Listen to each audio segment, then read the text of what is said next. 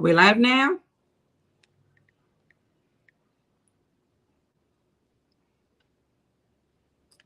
Are we on? Welcome to Business Bootcamp. You are live. Okay, welcome to Business Bootcamp. This is Tips from Elaine's Desk today. Okay. Good afternoon. Good afternoon, Elaine Proby here, CEO of PROBY'S Tax and Accounting. Yes. Welcome back. Welcome back. All right, we're getting to the countdown for the year end. So I welcome you guys back to Tips from Elaine's Desk, where we have, great information on all you people who have businesses or want to get your business started. And a lot of this stuff can apply to you also as an individual. So today we want to talk about 3-year end business responsibilities, things that you guys should do to make sure that you are in tune for the end of year and be ready for the top of the next year. A lot of times we're so busy running around, shopping and going to Christmas functions and whatever else. But if we have a business too, guys, we have to also keep in mind there are things that we need to make sure that we're doing, and that's on our list so that we can stay in tune and be ready for the coming year. Okay, so 3-year end business responsibility. At the end of the year, there's several critical business responsibilities that we want to make sure happens before the year is over. So that, at the end of the year, because once December 31st comes, and if there's something that has to be done for 2022, it's over, right? So we want to make sure we don't miss the deadline. Okay, so thanks for jumping on here, Rod Smith. Thank you so much. Hello, sis. Yes. Thank you for jumping in. And Lorna Smith, thank you for the hearts. Yes. And we have the Facebook user saying hi. Okay, hello to you too. All right.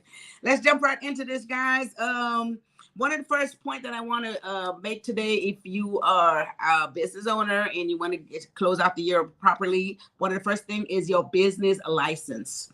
You want to make sure that you check all your business license and make sure that you have all the appropriate licenses according to what it is that you're doing, what type of business you're doing, because some businesses have several different types of licenses. You guys know that you have to get city and state and different type of license that you must have in order for you to operate legally. So you want to check all those licenses and make sure that they are in good standings. Make sure that if there's anyone that needs to be renewed, because a lot of times, we can be operating and not paying attention to this stuff. We could be missing deadlines when it's time to renew a license. So unless someone is really on top of this, if we're so busy running our business, we may not be paying attention to this stuff. So make sure if there's any type of renewal that has to take place, if we miss the day, do it now so you don't go into the next year with something that's expired. And again, based on the type of business, there's so many licenses: city license, health license, whatever it is, according to your business, what license you have, and those things, make sure you check them. Okay. If you have a business that you're no longer operating and there's a license there, you may want to terminate that license. Make sure that you close it out so that you're not responsible for paying for it for the next year, up and coming year. So evaluate where you are, evaluate your business status, and make sure that if there's something else you no longer is operating, you no longer need, make sure that you close that out and you don't have that license carrying on from year to year. And next thing you know, you're owing a lot of money on something that you never, ever used. And I get this all the time. A lot of people is like, why should I have to pay? I never used it. Well, you never close it out. They don't know you're not using it, okay?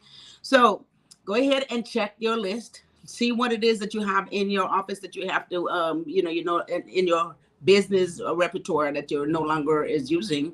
A lot of us maybe form several processes, several type of business, several things, and we find the one that we want to work with, and then the ones we no longer want to work with, you want to make sure that you take care of that and get rid of it. Okay, so this is what you have to do. And if you have, let's say, a self-employed business and you're working from home and you are having employees, sometimes you may have to get, and depending on where you are again, you may have to get a license to operate your business from home.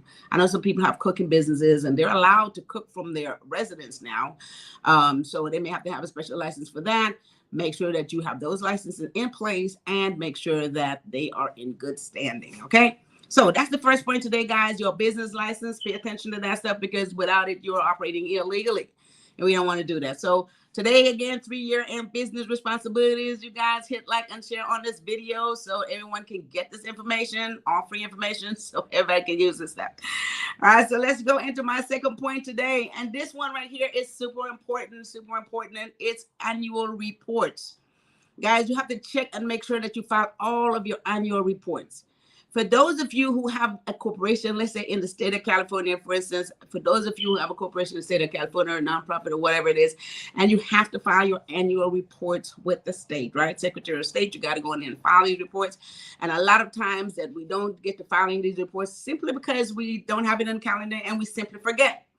What this does, if you don't file your annual reports and you have, say, a corporation in California, for instance, and you don't file those annual reports, your corporation gets suspended, right? And then when it's suspended, sometimes we're sitting there and we're operating illegally because we have a suspended corporation.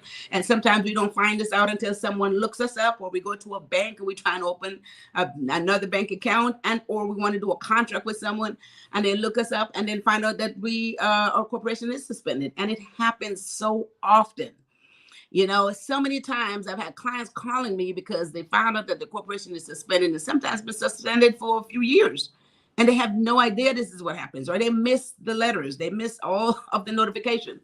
So you want to make sure, guys, annual reports are filed. And if you haven't filed your annual report yet for 2022, go ahead and do it now, so you're not into 23 with a report that you had to file in 22, not filed. Okay, so check on all your annual reports. I know city of LA and some of the other cities here in California, you have to file also your city licenses, your business tax license, and you want to make sure that that's done. If it's not, you're going to get a notification because like I know in LA, the next one is going to be due in February for 2023. So if you hadn't done 22, guys, make sure that it's done and filed before you get into 2023. Now you be 2 years behind. So let's check these things before the year's out so we could get them on record. And you don't want to go into 2023 operating with a suspended corporation or any type of suspended license and then find out when it's too late, because now you're in the middle of the of getting maybe some funding from the bank or getting a contract, for instance. And no one is to do business with you if you have a suspended corporation, right? The contract is null and void. It's not even valid if you sign any contract while you are in suspension. Not only that, you could be fined for operating with a suspended corporation while, and doing business. So very important, super important, guys. Again, make sure that this happens, right? So 3-year and business responsibilities we're talking about today. Make sure you hit like and share this video again, right? Free information for you guys. Let's move on to our third point. And this one is very, very important. A lot of people don't do this. I have clients call me all the time and ask me what they should do if you no longer is operating your business and you formed a corporation or something, you're no longer operating it. It didn't get off the ground as you thought. And or once again, you may have done too many. I have people who have formed different LLCs, or maybe they have a corporation and an LLC because they didn't know which one they should do. You want to dissolve. You want to officially dissolve that business. A lot of times we don't do a dissolution form because some people just think they just need to let it sit because they're not using it and it will go away. But you want to officially dissolve it, guys. You want to do that by filing the dissolution paper. Here in California, you file a dissolution paper with the Secretary of State. You want to get that information in so you could dissolve your corporation if you no longer need to use it. What happens here in California, every year you have to pay $800 for having an LLC or a corporation in this state. And if you don't officially dissolve it, guess what? You owe $800 for each one of those years that you have not officially dissolved that entity. And now you can find yourself owing thousands and thousands of dollars because you haven't officially dissolved it. So with dissolutions or withdrawals of your corporation is very seriously important, especially here in California and in some of the other states. You have to do exactly the same thing if you no longer want to use that entity. All right, so maybe you change and you don't longer need your LLC. You no longer wants to be, a corporation, a C corporation or S corporation. Just dissolve it. You can still operate your business as a sole proprietor, okay?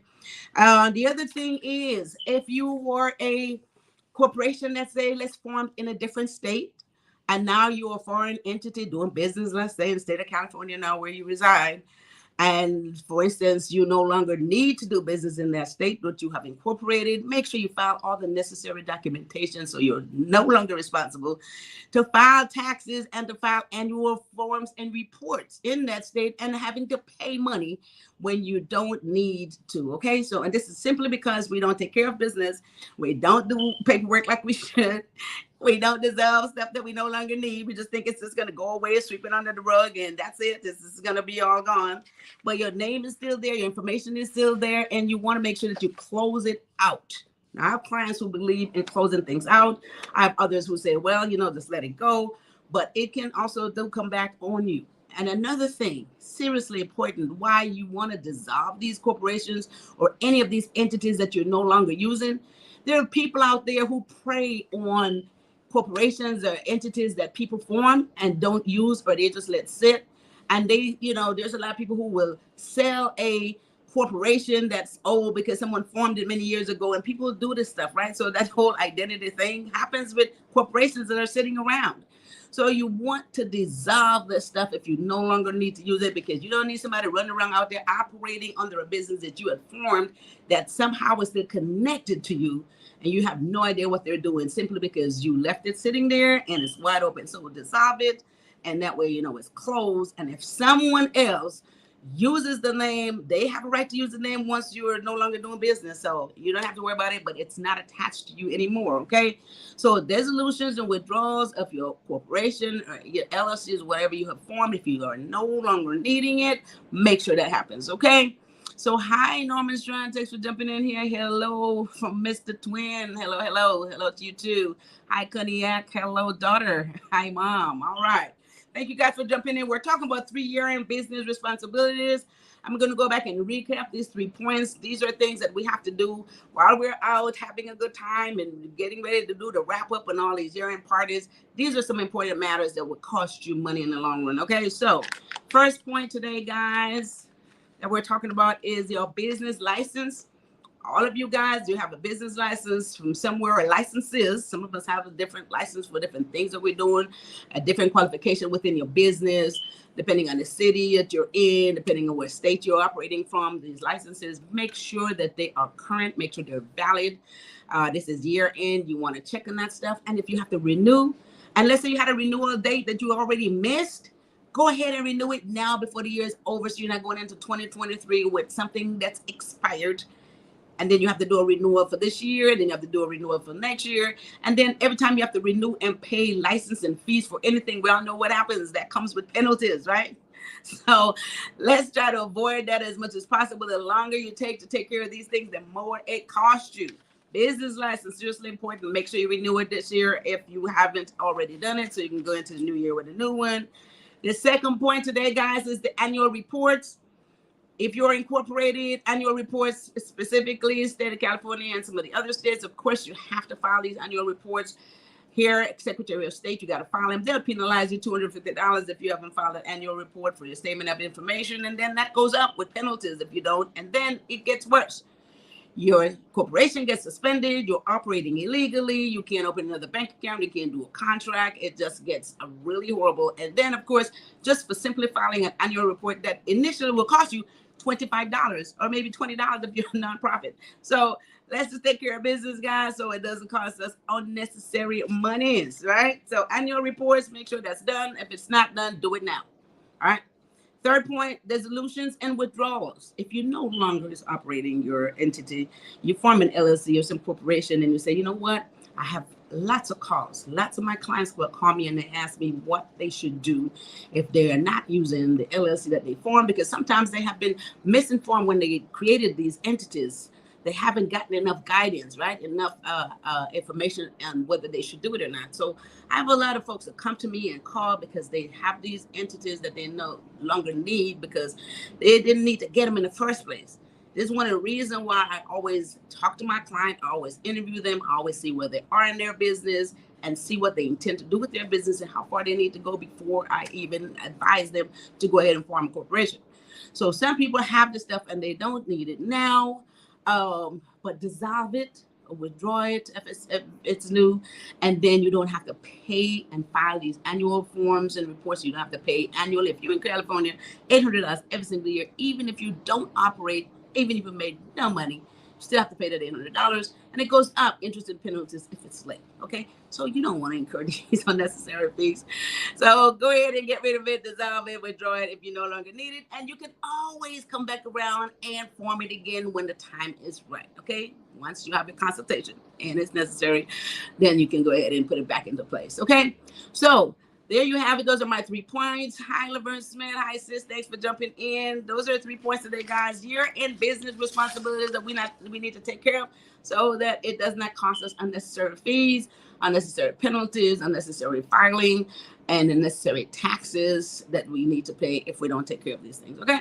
So that is it for the 3 points today on business responsibilities. We're here every Tuesday and Thursday. We will be back on Thursday. And what are we talking about on Thursday? You guys hit like and share on this video. I love it. Hit like and share this video. So on Thursday, December the 22nd, we're going to talk about 3 powerful ways your mindset impacts your business. Okay. 3 powerful ways your mindset impact your business. That's what we'll talk about on Thursday, guys. So this is going to be great. So yes, tune right back in here. Very quick and great information. And one of the other things, thank you guys all that tuned in for the webinar that we had. We had a lot of fun, a lot of great information. You guys, you can still get on Elaine'sDesk.com.